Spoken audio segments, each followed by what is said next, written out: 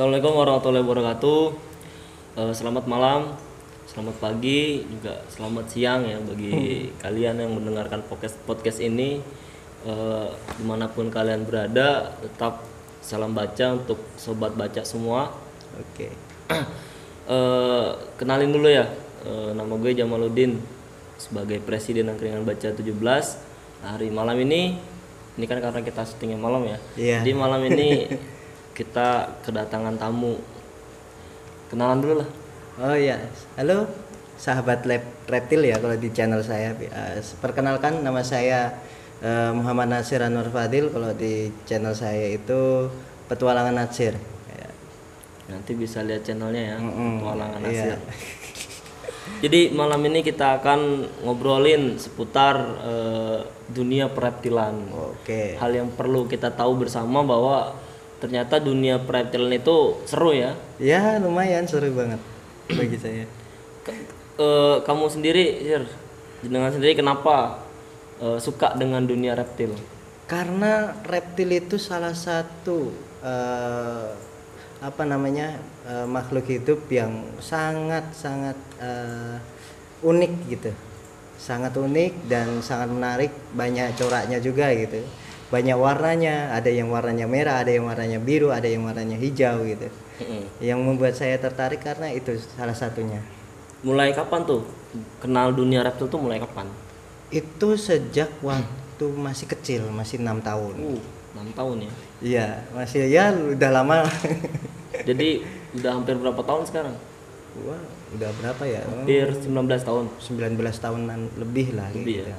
Mantap jiwa ya. Dulu pas kecil itu miara apa tuh? Apa mungkin asal tangkap aja hewan-hewan yang kecil melata itu? Iya, asal tangkap dulu waktu kecil kan. Saya nggak waktu kecil sih belum bisa berpelihara ya atau reptil itu ya. Intinya kalau reptil pertama yang malah justru itu kura-kura, Mas. Kura-kura ya. Kura-kura, reptil pertama kali seumur hidup saya. Pertama miara kura-kura itu. Kura-kura air. Kalau teman-teman tahu, Iya. pasti ya itulah. Terus lambat berjalan nih ya, ketika sudah mulai kecil senang dengan reptil, hewan yang melata, orang tua sendiri dukung nggak? Alhamdulillahnya enggak sih, Nggak dukung begitu, enggak begitu. Karena orang tua sendiri kan bukan pawang atau Iya. reptiler gitu. Ya kalau mungkin orang tuanya yang reptiler pasti mendukung, tapi kalau untuk saya enggak Enggak ya. belum, enggak terlalu. Iya. Nah terus karena biasanya kan orang-orang nih ya, ketika orang tuanya nggak dukung dia sudah patah semangatnya. Nah kamu motivasimu apa tuh ketika orang tua mau nggak dukung tapi sampai saat ini kamu masih mencintai reptiler kayak gitu? Karena gini, kok reptil itu kan kita bisa ketemu di mana saja sebenarnya. Jadi nggak perlu memelihara lagi. Tapi kalau bagi saya, kalau untuk saat ini memang saya pelihara. Cuman yang kalau dulunya belum pernah pelihara. Paling ya kura-kura. Kalau untuk ular enggak Ya? belum.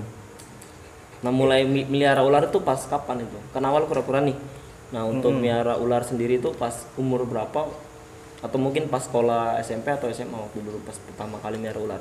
SMP, Mas. SMP. Waktu itu di pondok. Nah, bagi orang yang tahu ini pondok, kenal saya pasti tahu lah pondoknya mana itu. Sahabat-sahabatnya ini, orangnya ini. Iya. Biasanya ya pernah ya kena ya kayak gitulah. Kalau di pondok kan waktu itu kan saya izin dulu.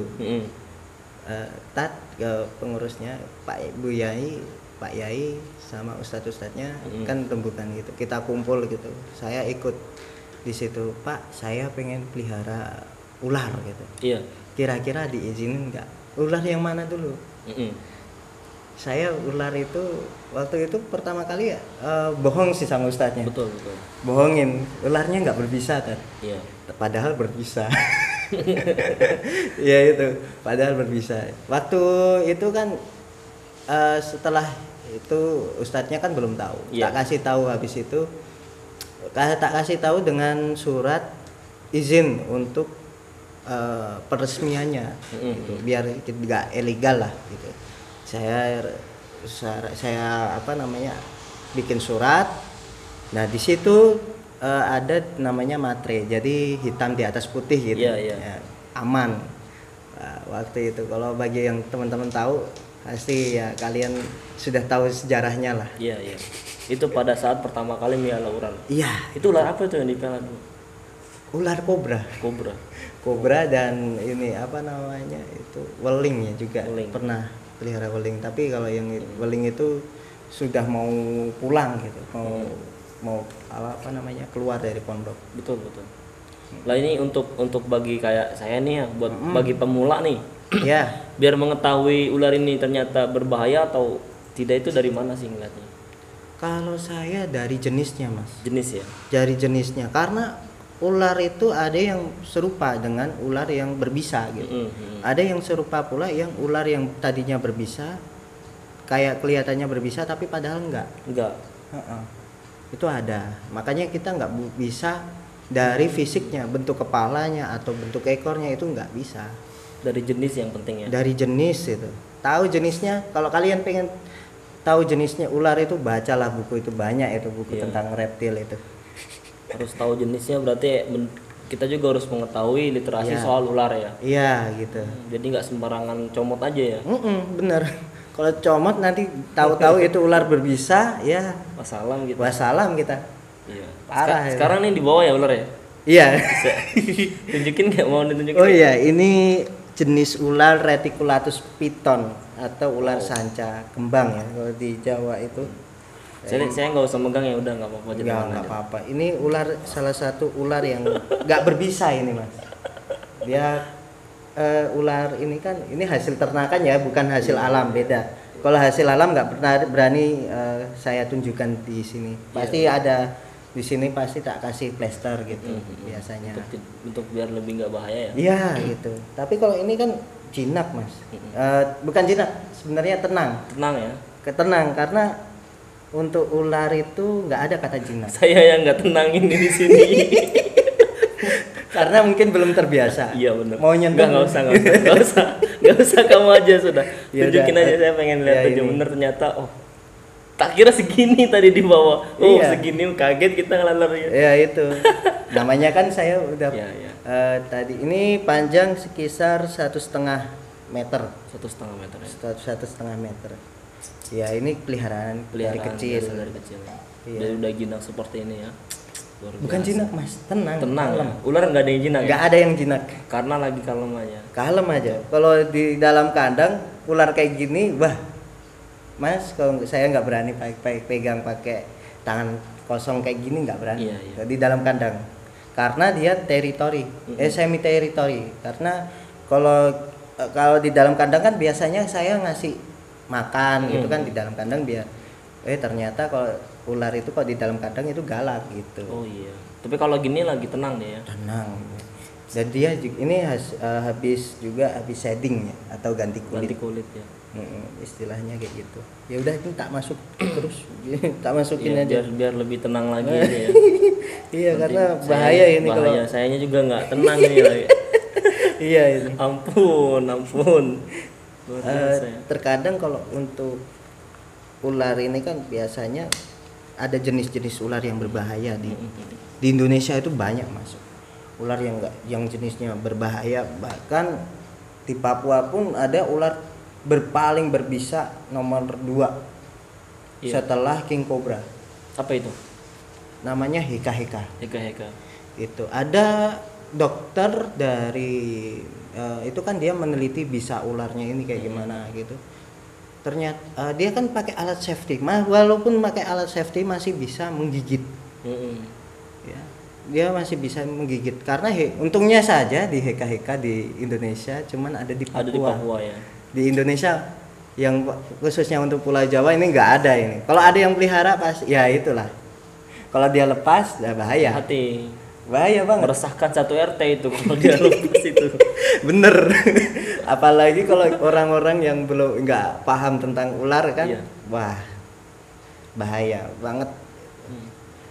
Terus ada kalau Selasma rhodostoma itu khususnya untuk di daerah Jawa ini, Kepulauan Jawa hingga ke daerah Kalimantan, Iya. Sumatera, Kalau Sulawesi belum tahu saya. Kalau daerah Sumatera itu pasti ada semuanya. Di Jawa itu ada berapa support itu? Di Jawa Timur sama di Jawa Tengah, Jawa Tengah. Jawa Barat itu Banten semuanya. kalau masuk nggak? Iya, Masuk ya. masuk. Karena dia masuk daerah Jawa Barat. Iya, juga. itu banyak itu. Viper itu apa? Kayak Rhodostoma itu, kalau Selesma Rhodostoma itu sangat berbahaya. Dan ada lagi itu yang kayak ular hijau itu. Ular hijau itu akan ada 4 jenis kalau di Indonesia. Iya. Yang pertama ular pucuk. Nah, ini kalau orang-orang yang di sawah pasti tahu ini, ular pucuk. Yang kecil-kecil itu bukan? Iya, yang kecil yang apa kepalanya itu runcing kan? Iya. Nah, itu. Betul. Terus yang kedua itu gonyosoma. Gonyosoma itu kayak ular hijau tapi lidahnya warnanya biru ciri-cirinya. Iya. Dan ekornya itu kadang silver, kadang oranye. Nah, kalau di Indonesia seperti itu. Dan ada juga yang paling berbahaya itu viper. Trimeresurus insularis dan Trimeresurus alborabis. Nah, kalau di Sulawesi sendiri ada di daerah Sumatera itu namanya wagler. Itu juga sama warnanya hijau tapi agak ke kuning-kuning, hijau kuning terus putih itu ada juga gitu. Itu juga berbisa. Bahaya itu juga ya. Bahaya banget. Apalagi kalau kita kita lagi ke sawah kan misalnya jumpa ular itu terus kita gigit ya. Hitungannya ya kalau intinya kalau selamat ya cacat, kalau enggak ya Wassalam sudah. wassalam gitu. Tergantung penolongan pertama. Ya, Tadi gitu. jenis yang bahaya itu viper ya. Viper, cobra itu Cobra. weling juga itu berbahaya. Berbahaya. Tapi di Indonesia kalau yang khusus untuk viper ini untungnya sudah ada serum bisanya. Sudah ada di Indonesia Sudah sendiri. ada, khusus untuk viper dan weling. Welang ya, khusus welang. Kalau weling belum ada. Belum ada sama kayak king cobra. King cobra itu belum ada di Indonesia. Belum ada serumnya ya. Belum ada. Kalau ada itu kalau yang di dunia ini ya cuman ada 2 jenis. Ada 2 tempat. Yang pertama India, yang kedua itu Thailand. Iya. Satu Itu serumnya itu juga harganya wow, fantastis. Makanya kalau orang-orang reptiler itu harus yang pertama berduit. iya. Harus berduit. Karena apa? Kalau kita tergigit ular, BPJS nggak nolong, Bro. Berarti ini nggak cocok hobinya buat orang-orang miskin. Iya, bener. Kayak kita miskin nggak cocok. Iya, nggak cocok. Udah miara kucing aja kucing. Lebih aman. Kucing yang di pinggir jalan itu ambil bawa rumah, kasih makan nasi. Iya. Makan nasi tulang ayam yang udah kita mut sampai habis kasih dia aman udah nggak usah miara. Iya, Biarkan kalau- para reptiler aja yang Iya. miara itu. Karena ular itu yang pertama bukan hewan domestik kayak kucing, kayak anjing. Nah, kalau reptil itu ya kayak gitulah. Kayak biawak gitu Iya. kan. Itu juga kalau itu hewan buas memang. Buas ya. Semua hewan kayak ular, kayak biawak itu hewan buas, nggak ada yang kata jinak. Nggak ada kata jinak untuk hewan-hewan kayak gitu. Karena saya pribadi yang pelihara yang ini kan saya pelihara ular itu Iya. karena saya seneng gitu. Kalau kalian pengen bergaya, kelihatannya keren, Bro. Pelihara king cobra keren, gagah gitu kan. Hati-hati Anda. Tapi kalau tergigit, mati siapa yang repot? Tetangga yang repot. Dan gak hanya itu, orang tua Iya, otomatis. Apalagi kalau king cobranya nyelos lewat belakang rumah, satu RT repot pasti nyariin. Tapi kan kalau orang Indonesia yang ditakutin bukan mati, Iya. uang. Uangnya yang merepotkan memang. Bisa ular itu segini aja, Iya. itu 30 juta.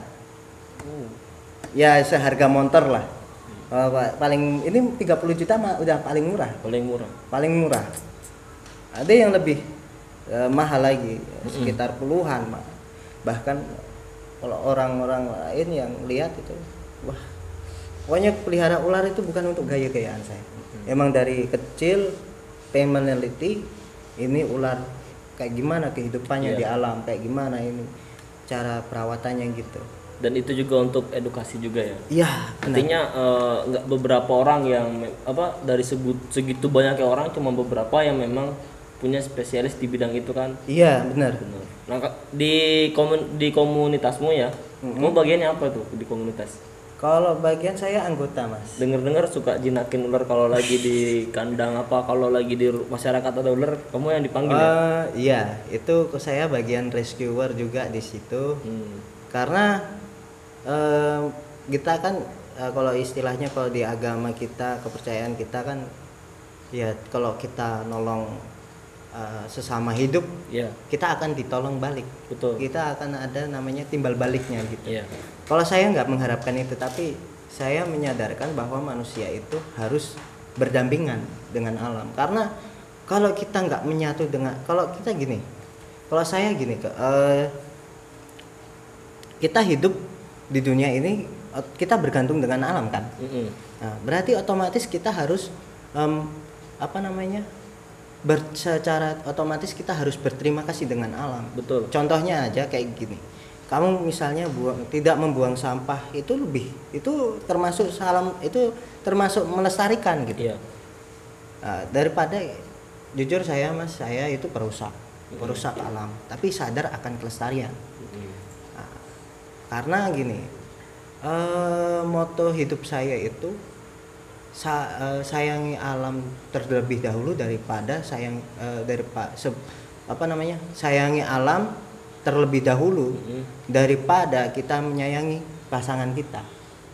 Karena kalau kita sudah sayang, kalau saya sudah sayang sama alam, otomatis kan dapat dua-duanya. Betul. Karena pasangan kita juga bagian dari alam. Iya, itu benar. tadi, betul. Analoginya ke sana kan? Iya. Siap. Karena seperti itu. Kalau kita misalnya makan nasi itu dari mana? Dari alam juga. Dari alam. Terus kita juga harus memberikan alam itu apa? Misalnya, ini kita merawat alam, misalnya kalau ada ular masuk rumah kita tolong, itu saya. Bagianmu di situ. Bagian di situ. Kalau intinya kalau bagian yang ini beda ya mesti. Iya. Mungkin ya kayak misalnya menanam pohon itu termasuk lestari. Ya dari situ. Siap. Terus hal-hal apa nih kalau misalkan kita ketemu ular nih ya?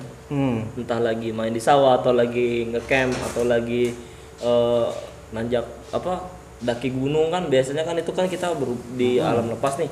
Nah, ketika pertama kali kita melihat ular, selain mengetahui jenisnya itu, apa yang harus kita lakukan itu untuk supaya kita tidak tergigit atau mungkin supaya kita bisa paling nggak kaget gitu. Kalau saya gini, Mas, kalau menghadapi ular itu yang pertama tenang sama kalem. Udah kayak gitu, tenang aja, diam aja. Ular itu kalau kita diam, dia nggak akan nyerang kita. Iya. Itu kita logika aja. Kalau misalnya Mas saya pukul, Mas balas nggak? Iya, balas lah. Ya. Secara kayak gitu. Ular juga sama kayak gitu. Semua makhluk hidup sama seperti itu. Kalau kita disakitin, kita otomatis balas. Kalau dia disakitin kita, dia juga balas ke kita. Iya. Tapi dengan cara yang berbeda. Betul. Sebenarnya ular itu semua binatang itu takut dengan kita. Termasuk ular. Ya kan? Ular yang mau kayak berbisa yang sangat berbahaya pun masih tetap takut sama kita. Karena kalau dia kan cuman gigit. Kalau kita bisa bunuh, bisa mukul atau kayak gimana itu. Iya. Itu kan manusia, Mas. Berarti kita harus tenang, Kalem gitu. Kecuali King Cobra ya. King Cobra Dia kalau kejar kan ya kalau King Cobra ya. tergantung kitanya sendiri, Mas. Kalau kita misalnya nih kita ngelihat pas-pasan nih, Iya. ada ular kobra, jangan langsung bergerak kalau ada bikin gerakan yang mengejutkan dia. Jangan kayak gitu. Jangan bergerak untuk mengejutkan ular. Karena ular King Cobra itu fokus ke gerakan. Dan untuk King Cobra tersendiri itu penglihatannya sangat bagus, sama seperti kita, sama seperti manusia. Cuman dia ada kelemahan. Yang pertama itu dia buta warna biru dongker kalau nggak salah. Nah, kalau salah dikoreksi ya. Siap. kayak gitu. Biru dongker karena ya kalau King Cobra kan beda dengan kobra-kobra yang kayak ular-ular yang lain gitu. Nah, dia juga mempunyai aura juga di situ. Aura ya. Aura kekuasaannya kuat. Iya. Ya, kayak gitu. Dia kalau misalnya daerah ini kekuasaan King Cobra. Benar. Dia kalau misalkan ada yang masuk dia tahu berarti. Tahu pasti. Karena aura itu tadi ya, pancaran aura itu begitu. Dia posisinya di mana dulu mas? Oh, kalau iya. dia di sarangnya dia tahu. Dia tahu. Kalau dia nggak di sarangnya mungkin nggak tahu gitu. Oh iya. Biasa ya. Ini yang sebagai orang yang awam kita juga belajar di sini bahwa Iya.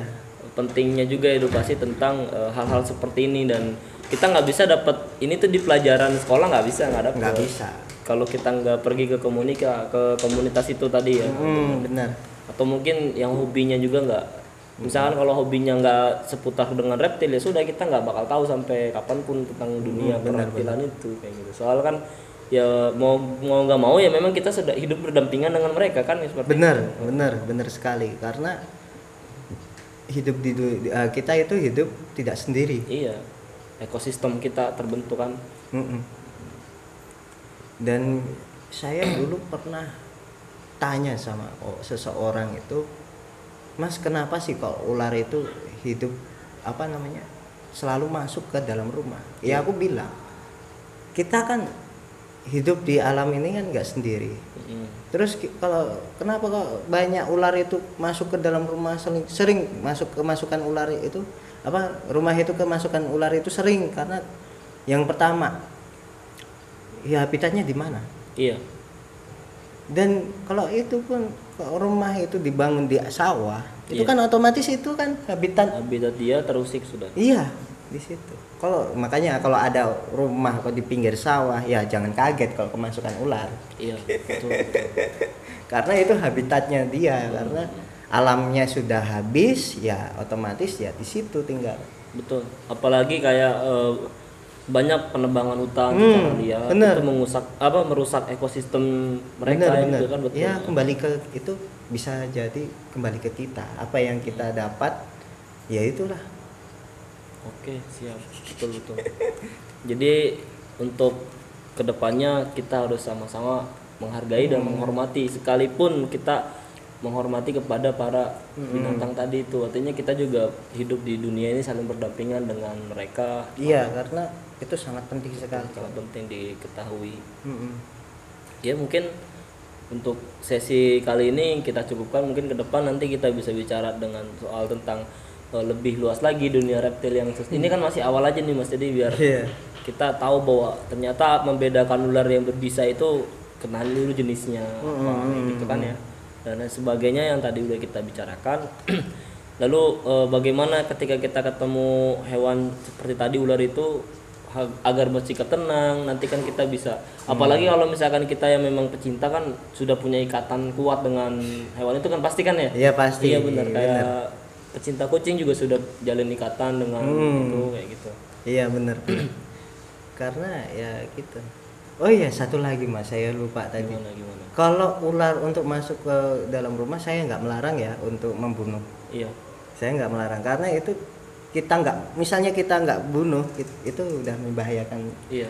keluarga sendiri gitu. Jadi nggak apa-apa kalau ada ular Nggak masuk ke masalah. dalam rumah, bunuh aja gitu. Bunuh aja, kecuali kalau kalian Bisa tinggal menanganinya. bisa gitu. menangani. Terus Terus kalau dijumpa di alam jangan dibunuh, kalau jumpa di alam jangan dibunuh. apalagi di jalan. Udah. Gitu. Saya aja ketemu ular, diem aja, ular itu pergi. Ya sudah kayak gitu. Oke. Pesan saya seperti itu. Oke, terima kasih. Mungkin kita lanjut di lain kesempatan lagi di episode selanjutnya ya mas. Siap. Siap. Kurang lebihnya mohon maaf. Wallahul muwaffiq ila aqwamit thoriq. Wassalamualaikum warahmatullahi wabarakatuh. Salam baca. Salam lestari. Siap.